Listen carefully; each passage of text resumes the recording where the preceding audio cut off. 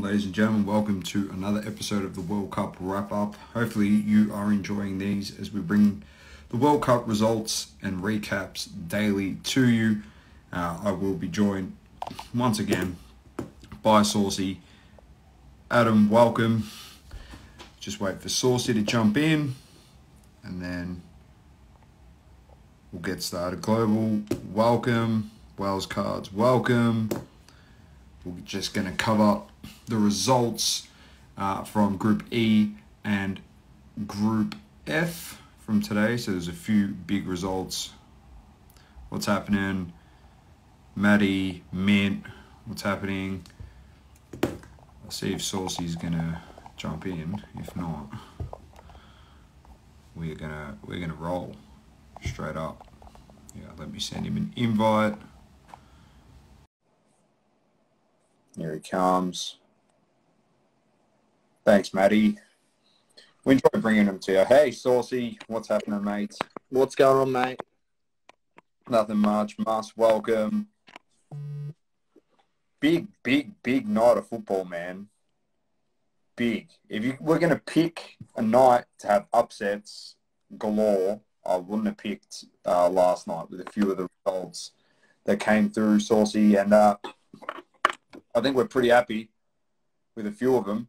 We'll get straight into it because it makes the groups look amazing. We'll start with Group E, and Japan upset by Costa Rica 1-0. This was the one that we said, they'll breeze through them. They should get the job sorted. And because of that, it has really opened up the group. Did you catch some of this? I caught the first half and then I watched the second half on highlights on the mini match, and I couldn't believe it, mate. The scenes when Costa Rica scored, ridiculous. Yeah, look, I will say this: Costa Rica didn't create much, and the goal that they did score was, off a mistake. But in my book, I mean, they had an opportunity to clear that ball. Yoshida tries to play a ball out from the back that probably wasn't on there. And the midfielder couldn't get it under control. It was a bit of an awkward ball, and then it falls to the Costa Rican striker, and he did his job. He put the ball in the back of the net. That was Fuller, and it was a good finish. It opens up the group immensely. I mean, it puts Costa Rica on 3 points. They do have a -6 goal difference, and they go into the match against Germany, who now has a must-win in the next one, and Japan is in against Spain. You would think that Spain should be able to qualify, but you don't really know what's going to happen in this group, and there's a whole number of things that could happen. If Costa Rica do somehow upset Germany, they will qualify. Look, Japan, in my opinion, they were pretty disappointing. I just don't think they tried to take on players enough. They played it too safe. They weren't advancing the ball, trying to play through the lines. A lot of side-to-side passing, not enough, direct, trying to actually get the ball moving forward. They started to play more sort of in the last 20 minutes. And look, they conceded the goal 84th minute, and they, pushed on from there. But yeah, disappointing for Japan, if you ask me. They did their job in the first game, getting the big upset over Germany. A draw would have been even okay against Costa Rica. It still gives them an opportunity to maybe, just get a draw or maybe pinch a win against Spain. And now they're in big trouble because they come up against what I would regard as the best team in the group because they've proven they play very good football. I'm not saying that they can't do it in the next game against Spain, but they've left a very hard proposition for themselves. And, credit to Costa Rica. They obviously defended a hell of a lot better than they did against Spain. They obviously copped a walloping from the coach after that game. And he shored up that back. But, yeah, it leaves the door wide open. I mean, Group E, we did say it was a tough group from the outset, and we did think that Costa Rica would be the only team that would, struggle out of this group. But they're still within a chance to potentially qualify should they cause another upset in the next round. Unbelievable. And then, of course, there was a 1-1 draw between Spain and Germany this morning. At least Germany's got a point, which is great. Your thoughts on this one? Because there's been it was very much debated this morning. Well, not really debated. It was pretty much us going that the best player in the team, I know you said Gundogan, but I'm pretty sure now, I think you're going to take my statement and you're going to run with it, because when they put him on, he's the best player in the team, Source. And yeah, he looked threatening. I don't know why they waited for the last 20 minutes to put him in the game. Sane, they probably should have injected him into the game earlier. If he was able to start, mate, he should have started. Maybe his knee is troubling him that much. I mean, it didn't look like he was giving him much trouble when he came on. He was just running everywhere, and he actually set up the goal that they scored. And look, Musiala was really good in this game. Spain had a number of players that were really good. I thought it was a pretty even contest. 1-1 draw is a fair result in my book. Germany really needed the win. They've left themselves a lot to do. They've got a -1 goal difference. Obviously, they come up against Costa Rica, so, it is the easiest team in the group. But at the same time, you can't take them lightly, because you never know, like Japan, maybe they did take them a little bit lightly, and, they were caught and they copped the loss. But Germany has to come out there and not just win, Doma. They've got to try and win by 2, maybe 3 goals, because they've got to get some goal difference. They're on -1 goal difference. They've got to try and kick 8 to try and go equal with Spain, just in case. No, I don't think that's going to happen. But at the same time, they need to get a little bit of goal difference, and they got to get the win, because that will help. Help them. It will help them in the case that Japan and Spain, if they somehow draw, well, then at least they'll be able to leapfrog Japan on the goal difference. The problem is, even if Germany did kick 8 goals and Japan beat Spain, they still don't qualify, because I'm pretty sure the head-to-head, because it was a draw. How does it go with that? I wouldn't have a clue, man. It's got to, and now I think it comes down to, if the ends on the equal goal difference, comes down to fair play, and whoever got the least amount of yellow cards through the group stage goes through. Well, Garvey, mate. No. If the points and the goal difference is equal, and the head-to-head is equal, which it is, because they drew, then I'm pretty sure it comes down to fair play, which is yellow cards. Yeah. Well, that's an interesting one, and we'll see how that pans out. We'll get on over to Group F, and we'll start with Croatia versus Canada. Alfonso Davies scored in 68 seconds into this game, put Canada up 1-0. And then after that, Croatia just, destroyed them. I think that's safe to say. They had 13 shots, Source, 10 on target. They were peppering the goal. Absolutely peppering. Look, they took over in midfield, Doma. They took over in midfield where they're strong, and they were able to boss the ball. Look, we did say Canada, that they probably overplayed in that first game, overachieved a little bit, and maybe they got a few people excited, but I think Croatia knocked them back down to reality, and that sets up, an amazing finish to this group as well, Group F, with obviously the result in the other game, which we'll get to in a sec. But Canada now sitting fat on the bottom with a big donut, 2 losses. They're officially eliminated. They can't qualify. They're officially eliminated. And then you've got Croatia sitting on top with 4 points. But the great thing about that is, because they put 4 past Canada, that puts them on a goal difference of 3. So that really, really stocks up their goal difference, and it sets up a mighty clash in the next round between Croatia and Belgium, where should Croatia be good enough to just get a draw, I think Morocco, the way that they played against Belgium, they play that sort of manner against Canada. They should have enough to, get a draw or at least a win against Canada. Morocco will go through, and Croatia will go through, and Belgium will be going home. So it's pretty crazy. And, we'll talk about that game in a sec, but, just touching on this game, Croatia showed, what class that they did have, banging 4 past Canada. And, look, I expected them to qualify from this group, and, they've put themselves in a really, really good position to qualify in going into the next game. Definitely. That was just too good, in my opinion, Croatia. There's nothing really to say. This is the Croatia that we actually expected in the first game, but we didn't get that. and they turned up in this one. Well, they barely created chances against Morocco. Yeah, so I know. That's what we're, big contrast of difference. 10 shots on target compared to what they had against Morocco, where they could barely create a chance. They obviously got working on some things in training going into that second game, and they opened up all avenues on goal. Let's get to that Moroccan game. They defeat Belgium 2-0. They were Outplayed good. them. Ziyech is playing them. some of his best football again, which is fantastic. They didn't have much of the ball source in this game, but their creation was a lot better than what Belgium had. Blunder on the first goal from Courtois. They were lucky not to be 3-0 down. The first goal that they scored was actually offside. VAR ruled it offside. It was pretty much identical to the second goal. Got beaten, Courtois, off a free kick that was crossed. Should have been saved. Their players dummied it as if he's going to go touch it, and he's let it go.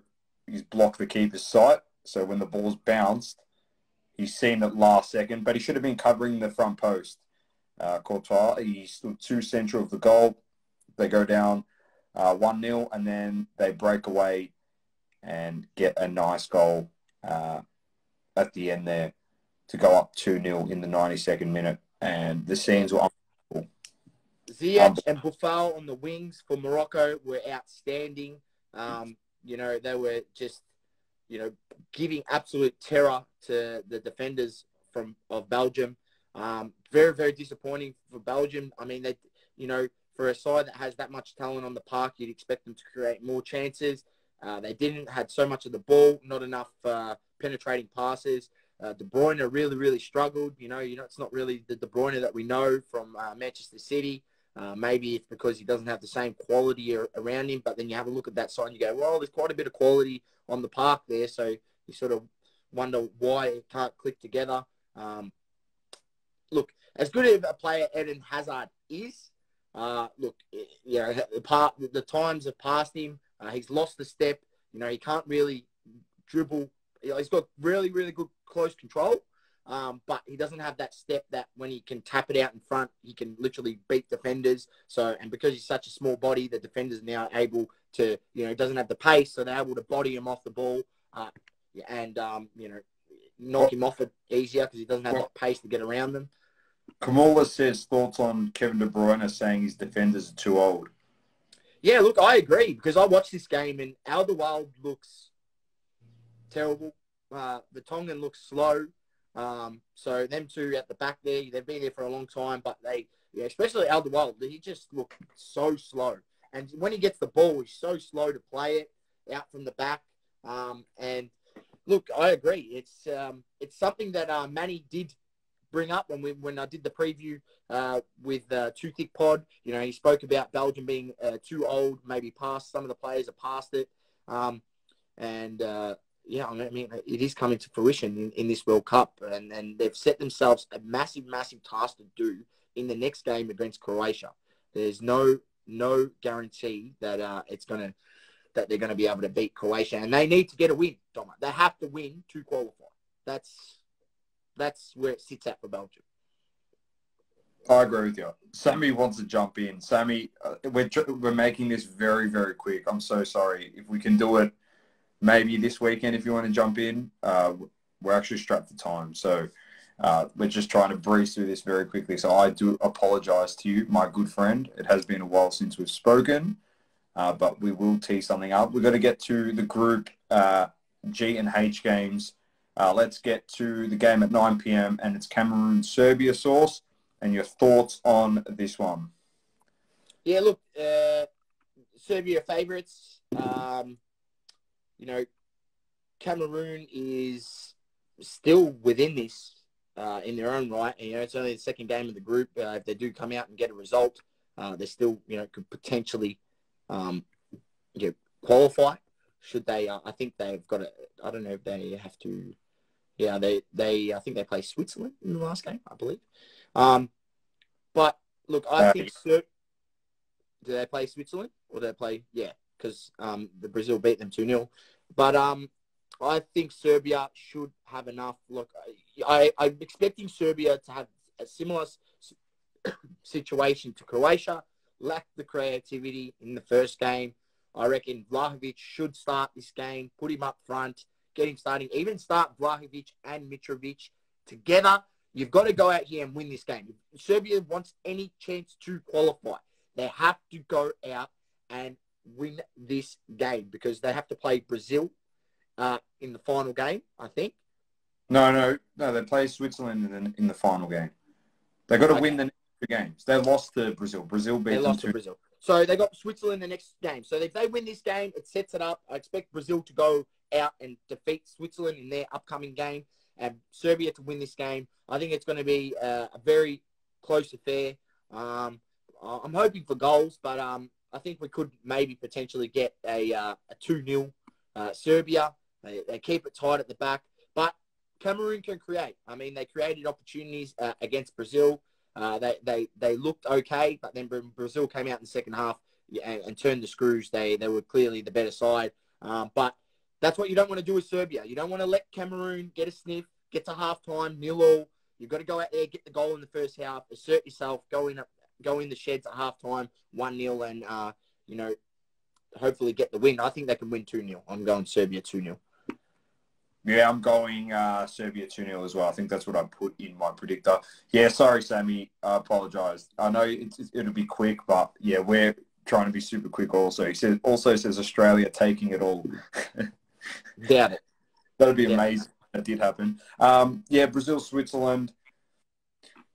I'm just going to be conservative and say a 2-0 win for Brazil in this one. I expect Switzerland to bounce back from their first game, but